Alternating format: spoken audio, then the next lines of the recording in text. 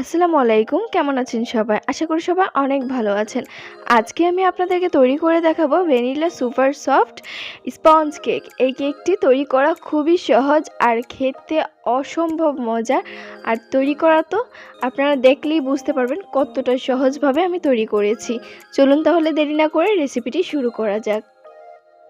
প্রথমে একটি বাটি নিয়েছি, এর মধ্যে নিয়ে নিব রুম টেম্পারেচারে থাকা ডিমের সাদা অংশটা নিয়ে নিচ্ছি প্রথমে।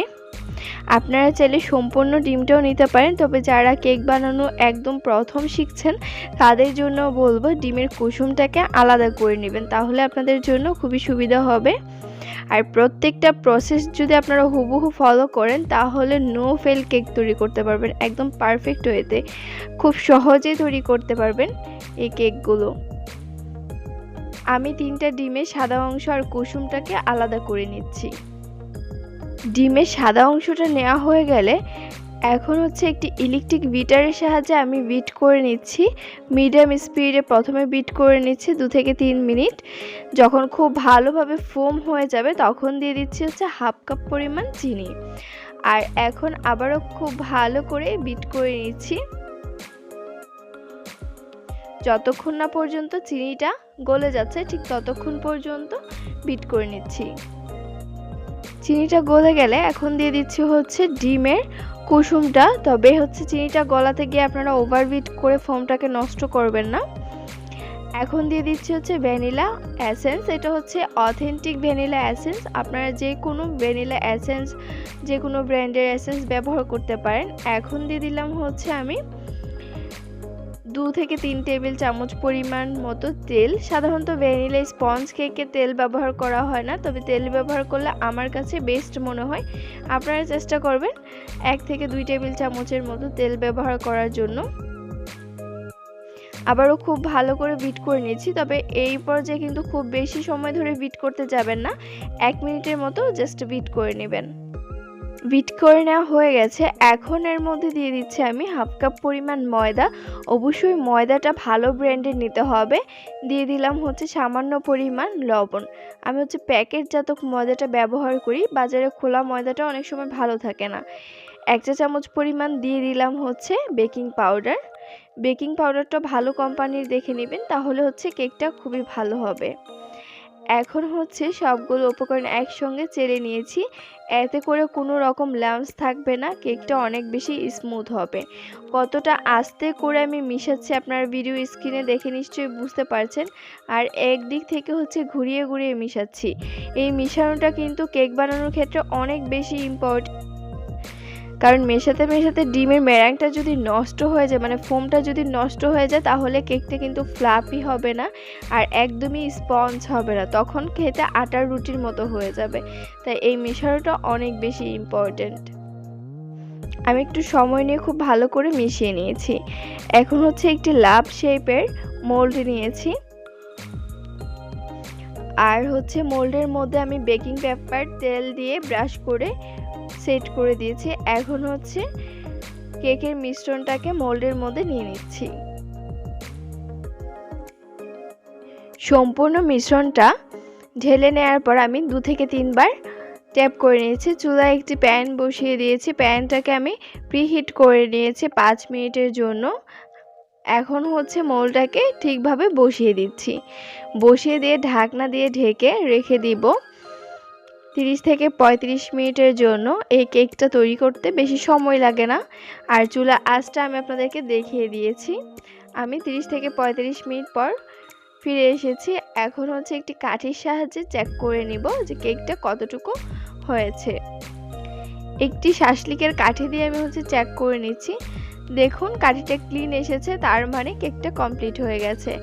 এখন কেকটাকে ঠান্ডা করে নিয়ে আমি মোল্ড আউট করে নিচ্ছি।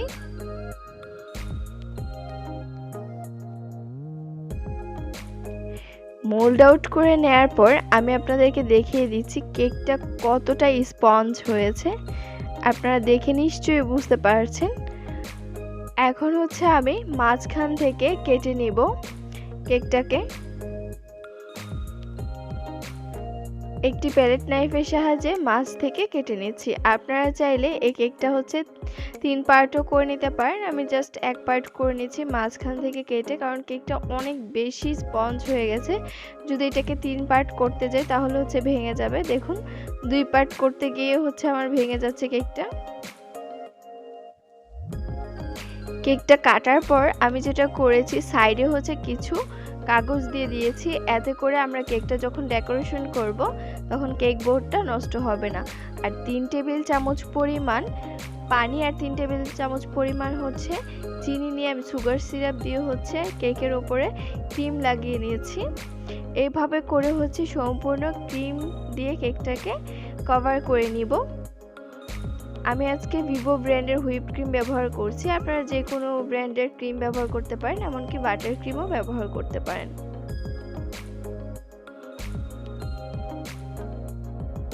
স্মুথ করে হচ্ছে ক্রিমটাকে লাগিয়ে নিচ্ছি। স্মুথভাবে ক্রিম লাগানোর পর আপনারা যে কোনোভাবেই হচ্ছে কেকটাকে ডেকোরেশন করতে পারেন নিজের পছন্দ অনুযায়ী। আমি একটি পাইপিং ব্যাগে নিচে একটি স্টার নজেল আর নিয়ে নিয়েছি পিঙ্ক কালারের ক্রিম। এই ক্রিম দিয়ে হচ্ছে আমি ছোট ছোট করে গোলাপ এঁকে নিচ্ছি। দেখুন একদম লাগিয়ে লাগিয়ে হচ্ছে গোলাপগুলো তৈরি করে নিচ্ছি। প্রথমে মাঝখানে একটু চাপ দিয়ে ঘুরিয়ে নিচ্ছি। অনেকে যেটা করে মাঝখান দিয়ে না দিয়ে হচ্ছে সাইড থেকে ঘুরিয়ে দেন, সেক্ষেত্রে কিন্তু গোলাপটা সুন্দর হয় না। তাই চেষ্টা করবেন মাঝে ধরে হচ্ছে সাইড করে এভাবে ঘুরিয়ে দিতে, তাহলে হচ্ছে গোলাপটা একদম সুন্দর পারফেক্ট হয়। উল্টা করে যদি আপনি ঘোরাতে যান তাহলে গোলাপটা দেখতে একদমই ভালো হবে না। গোলাপগুলো তৈরি করার পর এখন হচ্ছে সাইডে যে কাগজগুলো ছিল সেগুলো সরিয়ে নিচ্ছি। কাগজগুলো সরানোর পর হচ্ছে আমি কিছুটা বর্ডার দিয়ে দিচ্ছি গোল গোল করে। এটা রাউন্ড শেপের একটি নজেল দিয়ে হচ্ছে আমি দিয়ে দিচ্ছি এই বর্ডারটা। বর্ডার না দিলে কিন্তু কেকের সৌন্দর্যটাই ফুটে ওঠে না, তাই অবশ্যই চেষ্টা করবেন বর্ডার দেওয়ার জন্য। বর্ডার দেওয়া কমপ্লিট হয়ে গেলে এখন আরেকটু সৌন্দর্য বাড়ানোর জন্য আমি দিয়ে দিচ্ছি কিছুটা পরিমাণ স্প্রিঙ্কেল। আপনারা যে কোনো কালারের যে কোনো শেপের যে কোনো রকম স্প্রিঙ্কেল দিতে পারেন। আমি এখানে লাভ শেপের কিছু স্প্রিঙ্কেল দিয়ে দিচ্ছি, দেখতে যেন ভালো লাগে। তো বন্ধুরা, আজকে আমার এই স্পঞ্জ কেকের রেসিপিটি আপনাদের কাছে কেমন লেগেছে? যারা নতুন দেখছেন তারা চ্যানেলটি অবশ্যই সাবস্ক্রাইব করবেন আর পাশে থাকা বেল আইকনটি ক্লিক করে দিবেন। আর যারা আগে থেকে চ্যানেলটি সাবস্ক্রাইব করেছেন তাদেরকে অসংখ্য অসংখ্য ধন্যবাদ। সবাই ভালো থাকুন, সুস্থ থাকুন। দেখা হচ্ছে আপনাদের সঙ্গে নতুন নতুন কেকের রেসিপি নিয়ে। আজকে তাহলে বিদায় নিচ্ছি। আল্লাহ হাফেজ।